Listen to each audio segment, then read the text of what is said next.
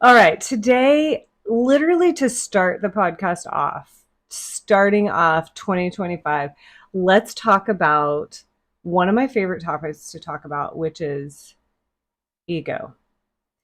Ego is something every single one of us has and experience from other people on a daily basis. So I think it's just really relevant. And I would like to have us all wake up and kind of be paying attention to this. So here's the scoop. Here's my take on ego. This is what I tell my kids and tell my clients about. The ego is this brilliant part of us that is necessary to protect us from threats and to keep us alive. Okay, so that's its job. Its job is to survive at all costs. Okay.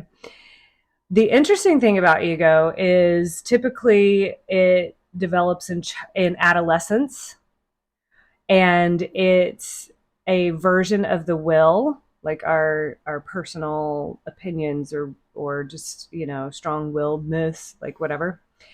um and what it looks like is it looks like defensiveness. It looks like knee-jerk responses. It looks like reactivity. It looks like blame. And the best way to describe it, the way I love to picture it for myself is, the inner child is like the most sensitive, tender parts of us, the vulnerable, I don't want to say weak, but like the childlike parts of us. Okay. So you can imagine that as like maybe your 5-year-old self. And the ego is like your 14, 15-year-old self. Okay. And it's almost like the older sibling situation where it's like, I can talk shit to my inner child and to myself, but nobody else can. Or otherwise, if you run your mouth, I'm going to fuck you up, like that thing, right? That's just like an ego surge. So it's often misplaced because, again, its job is to survive. It's not really here to create connection necessarily at all. It's the reptilian part of our brain that's just instinct based. And again, it's constantly scanning for threats. Okay, so it's that part of our brain that is going to look for worst case scenarios, and it's going to find them. By the way, when it's looking for them, it'll find them.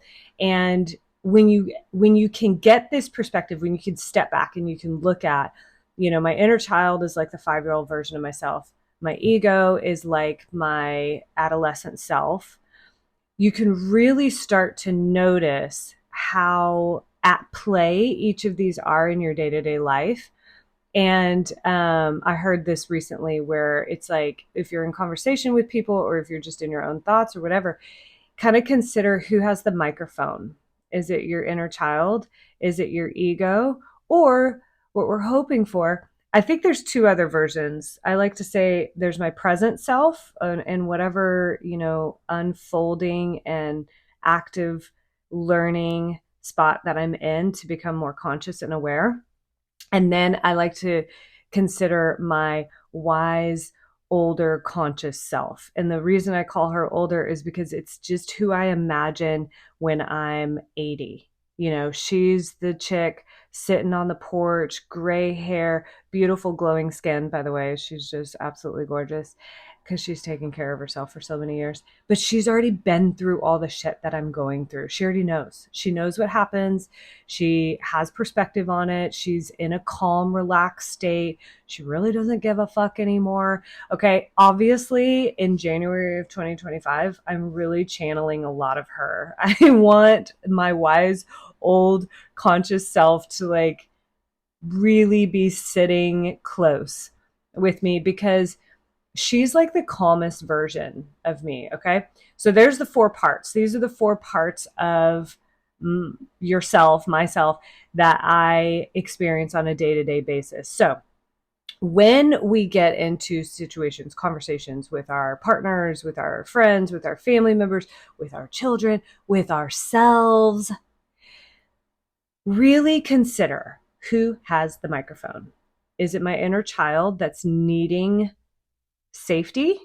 that's needing a hug, that's needing eye contact, to be seen, heard, known, understood, loved, validated, like whatever? Is it my inner child, or is it my ego that is protecting something? And that's a habit. What started that habit? How can I get curious about that part of me, that wants to just jump to conclusions and not pause and not take a breath and not see anyone else's perspective, to justify my own response and thoughts and all of that immediately without considering anything else? That's all the ego.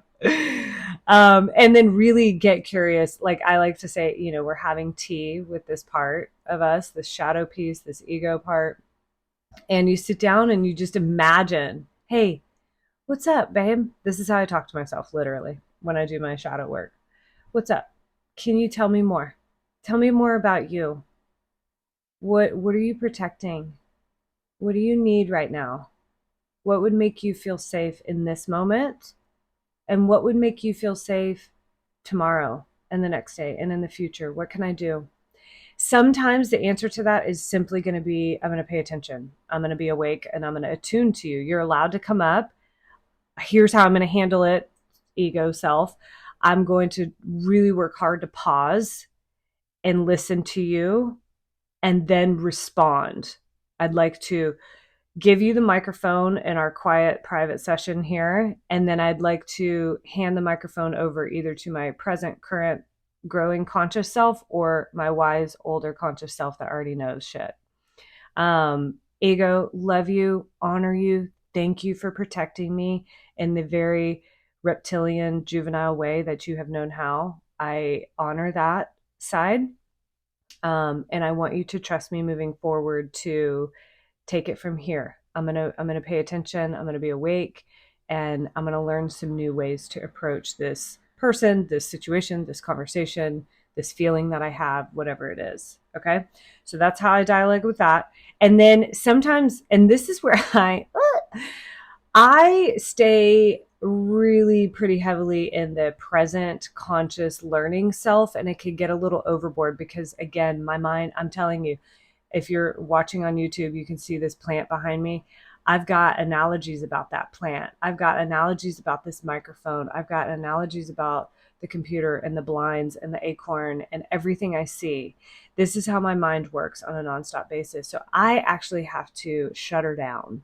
I have to quiet her a lot of times because she needs some peace.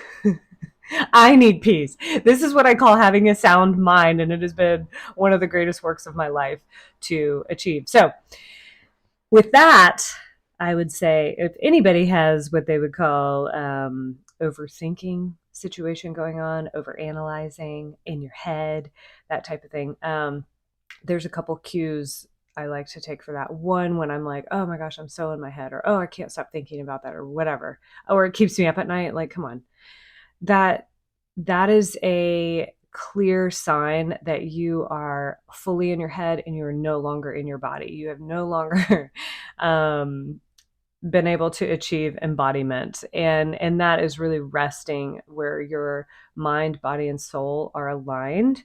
And so that is one way to approach that work. Okay, so if you're in your head, moving into the body, and this can be done through breath work.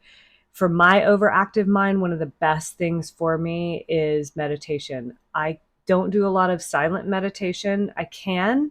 I don't enjoy it, but I do see the benefits in it. So I do try to do it at least a couple of times a week. But my go-to is guided meditations. I absolutely love them. I have a overactive imagination, so it's very easy for me to be hypnotized and to get into these guided meditations as well. So they kind of paint pictures for you, and you kind of walk with them through your own soul and bring peace and calm and all of these things, and that's great for those overactive minds. So that's one approach. And then another that really helps me is cold plunging. That doesn't make sense because that like activates so much in your body. But what it does is it really pulls me into my body. So I'm moving out of my head and I'm into my body. And that is such a key. Embodiment, somatic work is such a key element of healing for me, having been, being a recovering codependent, PTSD, CPTSD, and also like growing up in church and fundamental Christianity. I was just conditioned and raised to always second guess myself, always doubt myself, always try to be better, fix myself, change myself. And so that's kind of how my brain is wired. I'm currently rewiring those parts of me. And here's what helps, right? And then lastly, anchoring into that old wise self. Like, who do you want to be when you're 85 years old? Some of you might be like, I don't want to be alive anymore. Thank you. I get that. Okay. Who do you want to be when you're 70 or whatever your oldest age is, right? For me, sometimes I'm like 102 in my mind. And that version of you is like your highest and best. So imagine the maximum amount of joy and peace and resolution and reconciliation with all the parts of you and alignment with yourself and really being your authentic self.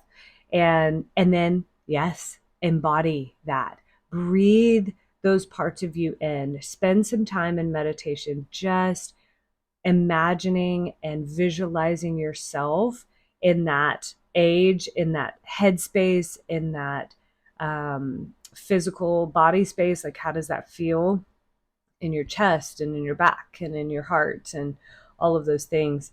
And it's pretty powerful work. So there you go, you guys. That's the first one today. Just pay attention to your ego flaring, pay attention to those inner child um, asks for your attention and for soothing. And then also what you're going to find is as you meet yourself in those spaces, you're going to see other people when their ego is flared and like, oh, they need something there, they need a validation, they need acknowledgement, they need to be seen or understood. There's nothing wrong with that. Every single one of us wants to be seen, heard, known, understood, and loved. Period. That is such a beautiful part of humanity. I fucking love it. So show up and learn how to do that for yourself. And then see how you might do that for other people, your children, your partner, your coworkers. We're going to get crazy and fuck some shit up in the world. We're going to show up. We're going to be present. We're going to really embody our wise old conscious selves. So let's do it.